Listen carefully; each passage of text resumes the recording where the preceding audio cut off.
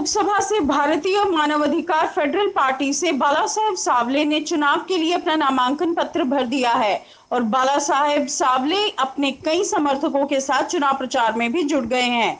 बाला साहेब ने बताया कि मैं चुनाव जीतने के बाद इस क्षेत्र का विकास करूंगा और मैं कई सालों से जनता की सेवा करता आया हूं और आगे भी करता रहूंगा।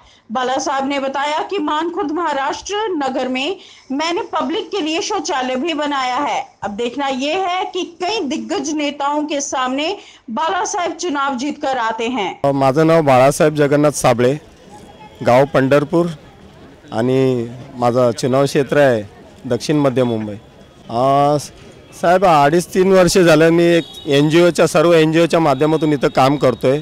इथं खूप मोठे प्रश्न आहेत। सगळ्यात मोठा मुद्दा टॉयलेट। आपल्या समोर एक टॉयलेट आहे इथे। या टॉयलेटमध्ये कल्पना पिंपळे यांचा 2015 साली 4 मार्च 2015 साली मृत्यू झाला होता। ती महिला टॉयलेटला बसली होती तेव्हा डायरेक्ट सेफ्टी टँकमध्ये गेली। 3 वर्षाचं टॉयलेट पूर्वी बांधलेलं। तर ही गोष्ट घडल्यानंतर जवळपास 2.5 ते 3 हजार लोकांचा टॉयलेटचा प्रश्न होता।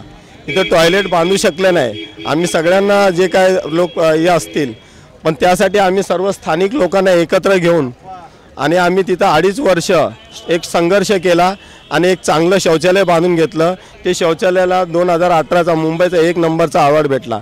बरं, हे करत असताना ज्यांचं हे कर्तव्य होतं, ज्यांना आम्ही इथं जनतेने निवडून दिलं होतं, हे त्यांनी करायला पाहिजे होतं पण त्यामध्ये त्यांच्याकडून झालं नाही। दुसरी गोष्ट होतं इथल्या आमच्या बऱ्याचशा महिला त्या घाबरत होत्या की टॉयलेटमध्ये जे बसल्यानंतर डायरेक्ट सेप्टिक टँकमध्ये खाली जातो तर आम्हाला सिवरेज लाईन पाहिजे। त्यासाठी मी वारंवार पाठपुरावा केला की हे सिवरेज लाईन झालं पाहिजे पण सिवरेज लाईन टाकलेली आहे संडासची पण ती कनेक्ट होत नाही आणि लोकांचं जेवढं टॉयलेट आहे ते ओपनली गटारात सोडलं जातं। त्यामुळे अक्षरशः बेसिक गोष्ट आहे साहेब, ही गोष्ट झाली नाही। हॉस्पिटल म्हणाल तर इथल्या लोकांना मी बघतो कितीतरी लेडीज आहेत चालता चालता वाटेमध्ये डिलिव्हरी होते। हॉस्पिटलचा प्रश्न झाला नाही। साहेब माझं म्हणायचं असं मुद्दा आहे की पूर्ण मुंबईमध्ये मानखुर्द सगळ्यात मागासलेला एरिया आहे। काय इथे जर सर्व काय असून लोक काय काम होत नाही। दुसरी गोष्ट घाण, ओपन डेफिकेशन फ्री असं म्हटलं जातं की जाहीर केलं होतं महापालिकेने आणि मुख्यमंत्र्यांनी की भारत हागणदारी मुक्त झाला पण तसं नाही साहेब। सकाळी जर 7 वाजता आला तुम्ही तर हजारो लोक या मैदानामध्ये ओपन संडासला जातात। कारण काय, एक संडास सारखी साधी सुविधा जर यांना देऊ शकलं नाही तर फेल आहे सर। आणि हे करत असताना माझी अशी इच्छा आहे मी एक समाजाला सर्व समाजांना सोबत घेऊन इथे एक चांगलं काम करू इच्छितोय। इथं हॉस्पिटल झालं पाहिजे। आता आमची जी मुलं इथं जी क्रिकेट खेळत होती, तरुण मुलं आहेत, त्या तरुण मुलांना इथं ग्राउंड होतं खेळायचं।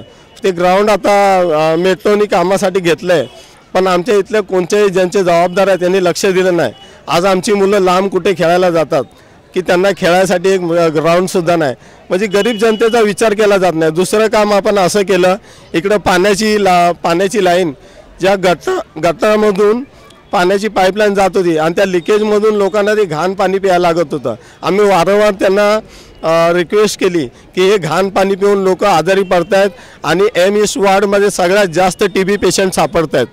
पण त्या जागी आम्ही काय केलं, पाठपुरावा करून भारतीय मानवाधिकार फेडरल पार्टीच्या माध्यमातून 6 इंची पाण्याची पाईपलाईन आम्ही इकडे घेतली। तर अशा पद्धतीचं काम करत असताना मानवाधिकाराच्या माध्यमातून आणि NGOच्या सहकार्यातून पण मला एक असं दिसलं, हे करत असताना कुठेतरी सत्ता पाहिजे। सत्ता असल्याशिवाय लोकांची कामं पटापट होऊ शकत नाही। यासाठी मी या क्षेत्रात उतरलो। सभामध्ये सगळ्यात महत्त्वाचा मुद्दा टॉयलेट, लोकांना बेसिक गोष्ट नाही, संडास सगळ्यात जास्त ओपन डेफिकेशन। दुसरा मुद्दा आहे हॉस्पिटलचं अशी परिस्थिती आहे साहेब, कितीतरी मी बघितलं साईबाबा चाळ तिथं मला असं एक कळलं की वाटेमधून दवाखान्यात न्यायच्या आधीच रस्त्यामध्ये डिलिव्हरी झाली। इथं एक हॉस्पिटल देऊ शकलं नाही। शाळेचं साहेब असं आहे की मध्यंतरी आपल्या पटरीच्या इथून शाळेसाठी जात असताना मुले जवळ इथं चांगली एक शाळा नाही, त्या 2 मुलांचा अपघात झाला पट्टीवर। हां, तर शाळा नाही एक चांगली, म्हणजे बेसिक गोष्टी नाही, पुढच्या गोष्टी तर लांबच राहिल्या साहेब। मैं भारतीय मानवाधिकार फेडरल पार्टीकडून आहे आणि माझं चुनाव चिन्ह आहे बिस्किट। दुसरं साहेब आपण मध्यंतरी या झोपडपट्टीमध्ये सुद्धा आले होते। इथं हजारो गरीब लोक झोपडपट्टीत ज्यांची काय आसरा नाही ते राहत आहेत पण त्याचा वारंवार त्यांचा डिमोनेशन येऊन लोकांचा संसार रस्त्यावर टाकला गेला होता. पण गरीब लोकांचा ना साहेब, मी बघतो जो कोणी निवडून येतो त्यानंतर निवडून आल्यावर 5 वर्ष तो काही जनतेला दिसत नाही. दिसतोय का बाबांनो? नाही, अजिबात दिसत नाही. तर निवडून आल्यानंतर तो उमेदवार कोणताही असू दे, अगोदर दुसरा होता त्यानंतर दुसरा होता, ते 5 वर्ष दिसतच नाही. मी या झोपडपट्टीतच याच चाळीमध्ये राहणारा माणूस आहे आणि निवडून आलो तर मी आज जनतेच्या मध्येच झोपडपट्टीमध्येच राहणार आहे. कारण मला असं माहीत आहे ज्या राज्याचा ज्या क्षेत्राचा जो राजा आहे तो जर बंगल्यात राहत असला ना तर त्याची जनता अशी रस्त्यावर आणि झोपडपट्टीत राहते. मी झोपडपट्टीत राहणार आहे आणि जनतेला आहे ना, मी जनतेला तिकडे चांगल्या जागी पोहोचवणार आहे. आणि ज्या राजाचा जर लोकप्रतिनिधी जो झोपडपट्टीत राहत असेल तर जनता त्याची जरूरच बिल्डिंगमध्ये जाईल आणि चांगल्या त्यांना सुखसुविधा मिळतील. लोकांचं असं हेच म्हणणं आहे की याच्यापूर्वी जे होते त्यांना आम्ही म्हणत होतो की 5 वर्ष तुम्ही आले निवडून पण तुम्ही इथं काय केलंच नाही, आम्हाला भेटायसुद्धा येत नाही. जनतेमध्ये येऊन जनतेच्या समस्या विचारला पाहिजे ग्रासरूटला. पण एकदा निवडून आल्यानंतर तो व्यक्ती डायरेक्ट पुढच्या 5 वर्षांनीच दिसतो, असा अनुभव आहे. आणि माझा विचार हाच आहे की जनतेमध्ये राहून जनतेचे काय प्रश्न आहेत, जनतेच्या काय गरजा आहेत, जनतेच्या महत्त्वाच्या गरजा आहेत. इथं बघायला गेलं तर एक चांगली शाळा नाही या एरियामध्ये. शाळेसाठी आम्हाला लांब जावं लागतं. आमच्या लहान मुलांना वाशीला ॲडमिशन घेतात. आता एवढ्या लहान मुलांना अपडाऊन वाशीला कराय. दुसरा मुद्दा शिक्षण अत्यंत महत्त्वाचा मुद्दा आहे. त्या शिक्षणासाठी मी NGOच्या माध्यमातून मोफत क्लासेस चालवतो. काही लोकांची गरीब लोकांची परिस्थिती नाही तर NGOच्या माध्यमातून ऑब्झर्वर रिसर्च फाउंडेशन आणि महात्मा गांधी केंद्र यांच्या अशा बऱ्याच चांगल्या संस्था आहेत, त्या गरिबांना मदत करतात. त्यांचा 1 रुपया फी न घेता आपण त्यांना मोफत इथं क्लासेस देतो. त्या बाहेर क्लासेसची प्रायव्हेट क्लासेसची 15,000 20,000 फी एखाद्या गरीब मुलाला परवडत नाही. मग त्यांनी शिक्षण घ्यायचं नाही का? पण आम्ही अशा मुलांना आम्ही शिक्षण देतो तिथं मोफत.